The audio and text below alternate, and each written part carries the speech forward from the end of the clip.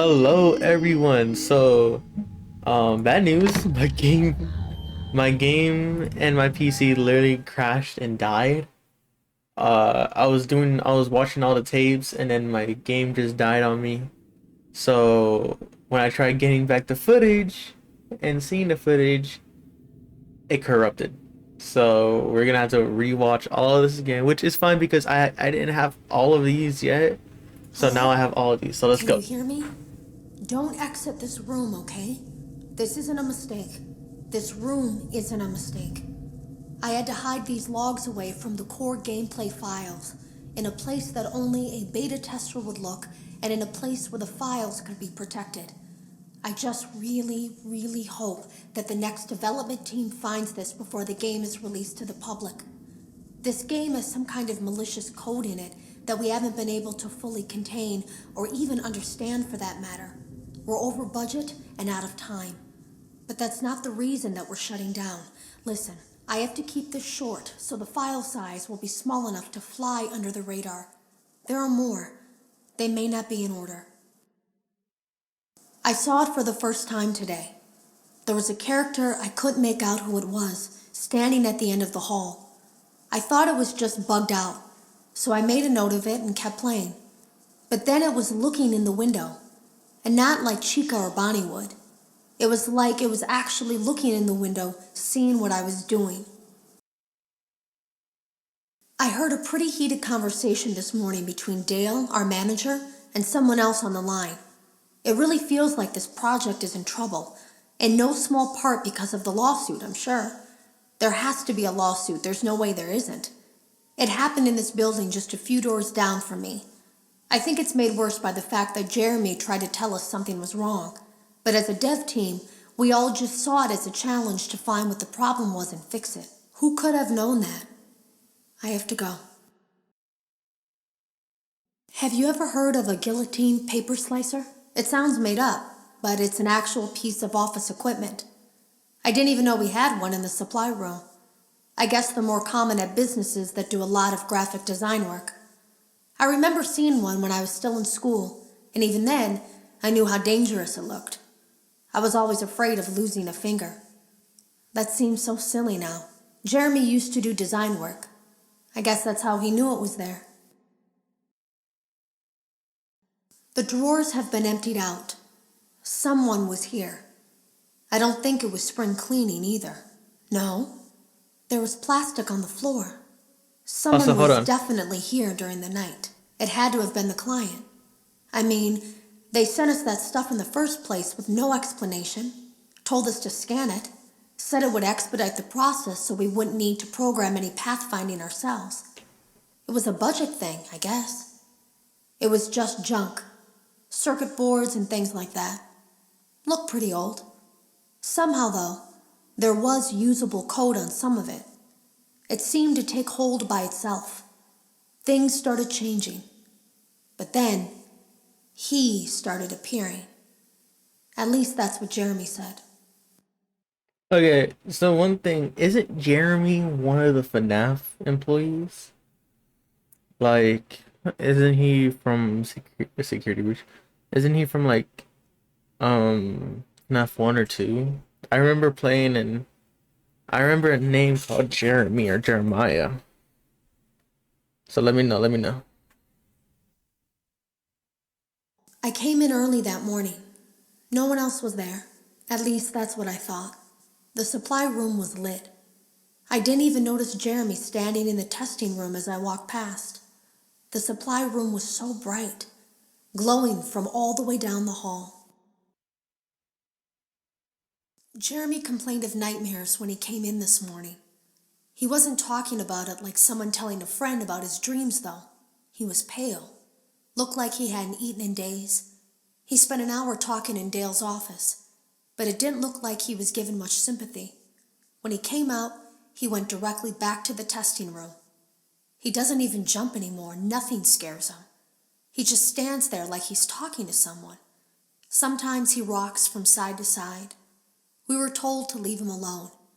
I knew I was in line to do the testing next. They'd been prepping me for it. I guess they knew that Jeremy would need to be replaced soon.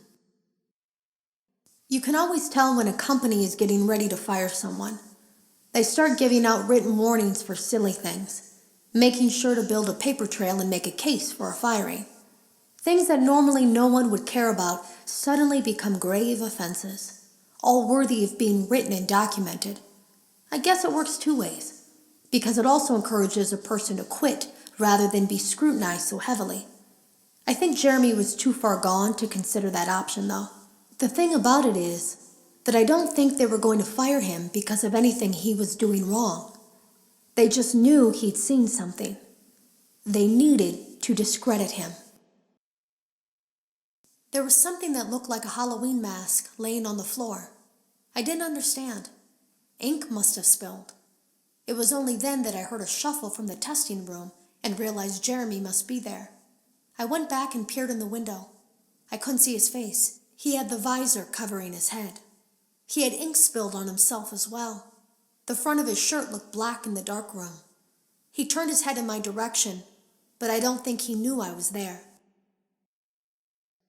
I was told I had 3 days to finish Jeremy's work, but I know it's just passing the time. They don't really expect me to do anything. It's just to keep up appearances until the buyout is complete. We have to look like we have things under control. There's another potential development studio that wants to pick up from here, but who knows what kind of lies they're being fed to convince them to do it. Against my better judgment, I'm going to do my best to see what's here, make notes of it, and try to isolate where this thing is hiding. At least then the next person that tests this will have a chance of getting rid of it. Today was my last day of beta testing, and the anomaly that I've been seeing is nowhere to be found. But after inspecting some of the files, it seems that it's attached itself to these logs. My logs. That can't be an accident. So now I have to make a choice. Do I leave these logs here for you to find, or do I try to purge this thing myself by destroying the logs? I've chosen the latter. I can't delete them. By creating a protected area to store these logs apart from the game, I effectively gave this thing a safe place to hide itself. It's in here now. I may not be able to delete it, but I might be able to do something else now that it's attached itself. I have an idea. They lied to us. They lied to all of us. They told us that the whole point of this VR game was to undo the bad PR done by a rogue indie game developer who supposedly made up a bunch of crazy stories that tarnished the brand. But that's not true at all. In their haste to develop this VR game and clear their name, they sent us some things I don't think they intended us to see, such as a hard drive containing emails between Fazbear Entertainment and a certain indie developer. Fazbear Entertainment hired the game developer. Those indie games were designed to conceal and make light of what happened. This isn't just an attempt to rebrand. It's an elaborate cover-up, a campaign to discredit everything. I ran a fragmentation program on the area of memory that was storing these logs for you. I effectively broke the files into pieces and broke the anomaly along with it. That means that you won't have my warnings to guide you, but hopefully it also means that this anomaly, this virus, or whatever it is, will remain broken and unable to do more damage. Hello, you don't know me. I had created a series of logs for you documenting the troubled development of this VR game that you're now testing, in hopes that you, whoever you are, and whatever team you're with, will abandon development. Now I fear that those logs are being used as a Trojan horse. If you're unable to abandon development, hide all traces of these logs that I've created. I fear that finding them and reassembling them will also reassemble the very thing I've tried so desperately to destroy. There is a way to kill it. It wants to escape through someone plugged into this game. That's you now. You have to let it begin the process of leaving through you. Then use the disconnect switch that I've embedded by the main stage. Let it approach you. Let it begin to merge with you. Play the music and flip the switch. That will cause a hard restart of the game and flush the memory, effectively killing it. I hope. I don't know when it will come for you. Alright guys, so that will be the end of the tapes. I don't think there's anything else to do with this game. Um yeah, I don't know. I mean, I could collect the coins, but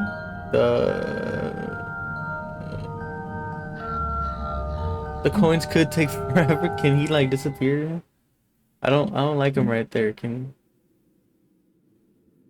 Or Matt, can he go?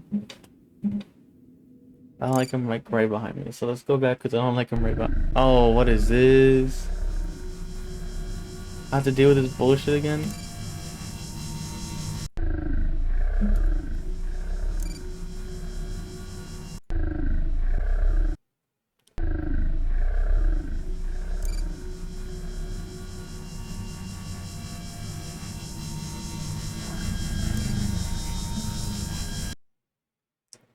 Oh, I did it! I finally did it! Wait, guys, I did it!